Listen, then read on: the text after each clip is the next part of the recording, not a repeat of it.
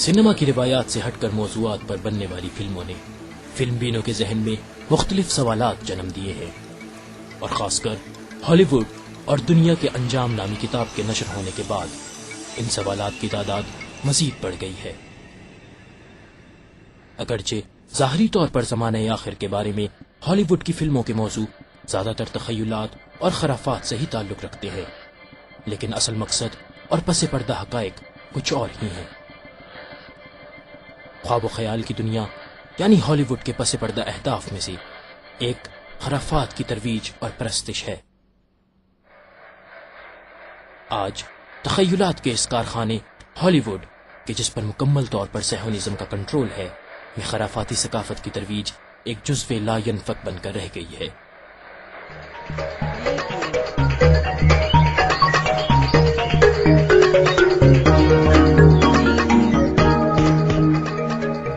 बुनियादी तौर पर हॉलीवुड में बनने वाली फिल्मों पर इस वक्त आलमी सैहोनिस्ट लॉबी का मुकम्मल कंट्रोल है और इन फिल्मों की कहानी को तहरीर करने वाले अफराद कुछ मखसूस ग्रोह से ताल्लुक़ रखते हैं या फिर कुछ खास किस्म की किताबों से लिया जाता है। यानी हॉलीवुड का माहौल मुकम्मल तौर पर सैहोनिस्ट यहूदियों के ज़ेर असर है। इसी तरह फिल्मों में काम करने वाले अक्सर अफराद या तो सैहोनिस्ट यहूदी हैं या फिर उनके लिए काम करते हैं। यूं ही वजह है कि जिस मौजू पर भी फिल्म बन रही हो उसके असल अहदाफ सैहोनियों से मुताबिकत रखते हैं। हॉलीवुड में ज़माना आखिर और न्यूक्लियर जंग के मौजू पर बनने वाली साइंस फिक्शन या ड्राउनी फिल्मों को मौजूआत के एतबार से चंद हिस्सों में तकसीम किया जा सकता है। कुछ फिल्में वो हैं जो खलाई मौजूआत पर बनती हैं जिसमें ज़माना आखिर को दिखाया जाता है, और कुछ शैतान से मुकाबले पर बनने वाली ड्राउनी फिल्में हैं।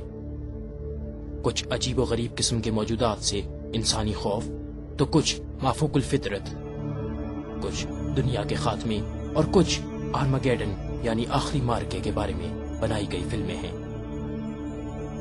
ज़माने आखिर के मौजू को छेड़ने की असल वजह इस वक्त हमारी दुनिया में मौजूदा सकाफती बहरान और उसका एक छोटा सा नमूना है।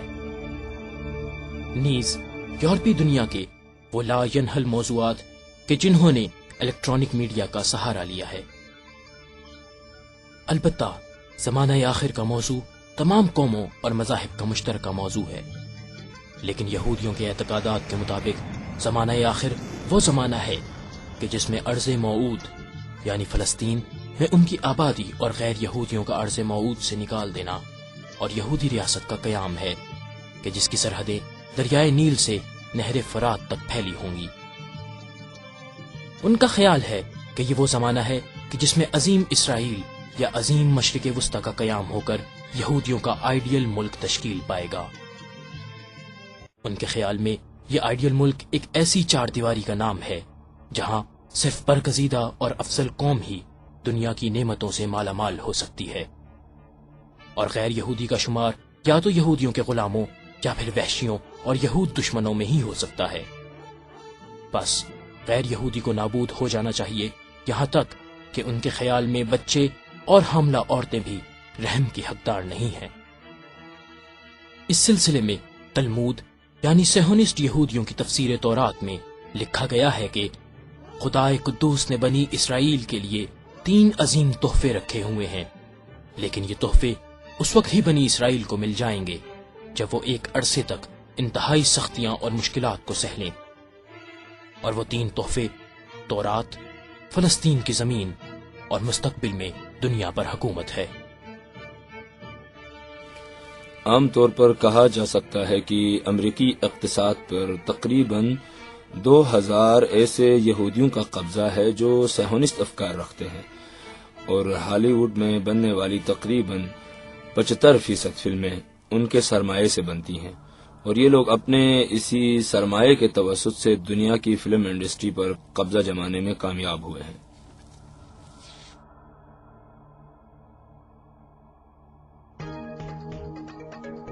हॉलीवुड में बनने वाली सैहोनिस्ट अफकार पर मबनी फिल्मों में खुदा का तस्वुर बिल्कुल नहीं पाया जाता। اور جب کسی انسان یا دنیا کو کسی بحران سے بچانا ہوتا ہے تو اس وقت صرف یورپ سے تعلق رکھنے والا کوئی سائنسدان یا کوئی ٹیکنیشین یا پھر کوئی طاقتور ہیرو ہی میدان میں نظر آتا ہے۔ اس صورتحال کو آپ ہالی ووڈ کی اکثر فلموں میں پائیں گے۔ بطور مثال دی میٹرکس کا ہیرو نیون بغیر کسی خدائی مدد کے اور صرف اپنی انسانی طاقت کے بلبوتے پر زایان یا سہون کو نجات دینے میں کامیاب ہو جاتا ہے۔ اسی طرح Star War, Harry Potter, Attack of Mars یا پھر آرماگیڈن جیسی فلموں میں انسانی نجات کے پروجیکٹ کو سائنس، ٹیکنالوجی یا پھر جادو ٹونے کے ذریعے مکمل ہوتے دکھایا گیا ہے۔ بس اس طرز فکر میں انسان ایک ایسا موجود ہے جس کے پاس اللہ نام کا کوئی اعتقاد نہیں پایا جاتا۔ وہ انسان کا ایک ایسا تصور پیش کرنا چاہتے ہیں جو ہر قسم کے بحران کا خود ہی مقابلہ کرنے کی صلاحیت رکھتا ہے، اور اللہ کی جانب سے وعدہ جنت کو وہ اپنے ہی ہاتھوں سے اسی زمین پر بنانے کا خواب دیکھ رہا ہے۔ اس قسم کی تمام فلموں میں صرف جدید سائنس اور جادو کے بلبوتے پر انسان ہر قسم کے بحرانوں کا سامنا کر کے انسان کو ہر مشکل سے نجات دلا سکتا ہے۔ ان جیسی فلموں میں اگر کہیں پر خدا کے ذکر کی ضرورت پڑتی بھی ہے تو صرف عام جملوں اور انتہائی مختصر لمحوں کے لیے، تاکہ فلم کے ڈائلاگ خوبصورت پیرائے میں ڈھل سکے۔ پرنس آف ایجپٹ یا دی بائبل میں اگرچہ اللہ کا تذکرہ موجود ہے، لیکن ان فلموں میں پیش کیے گئے خدا کے تصور میں نعوذ باللہ خدا اس قدر کمزور ہے کہ اس خدا کی طرف سے آئے ہوئے انبیاء بھی اس پر معترض نظر آتے ہیں، یا پھر اپنی اور قوم یہود کی تنہائی کی شکایت کرتے ہیں۔ یہاں تک کہ ہالی ووڈ کی بعض فلموں میں خدا کی طاقت اس قدر کمزور ہو جاتی ہے کہ شیطان اس پر غلبہ پا لیتا ہے۔ دی ممی نامی فلم میں شیطان کی طاقت کو خدا سے زیادہ دکھایا گیا ہے۔ سن 1976 میں بننے والی فلم نحس ستارے دی اومن ڈیمین میں شیطان کو خدا سے بھی زیادہ طاقتور دکھایا گیا ہے۔ آپ آخر زمانے کے موضوع پر بننے والی فلموں کو کسی مکمل تصویر میں نہیں دیکھ سکتے۔ بس اتنا ہی ہوتا ہے کہ کچھ لوگ کسی خاص مقام پر جمع ہو جاتے ہیں اور ان کا کام شیطان یا پھر حضرت عیسیٰ علیہ السلام کے دشمن کے ساتھ لڑنا ہوتا ہے، اور اس طرح کے موضوعات کا تعلق زیادہ تر خیالاتی اور سائنس فکشن فلموں سے ہی ہے، یا پھر عجیب و غریب قسم کی مخلوقات کا انسان اور کرۂ ارض پر حملہ آور ہو جانا اور اس طرح کی چیزیں جو ہمیں سینما کی جانب کھینچ لیتی ہیں۔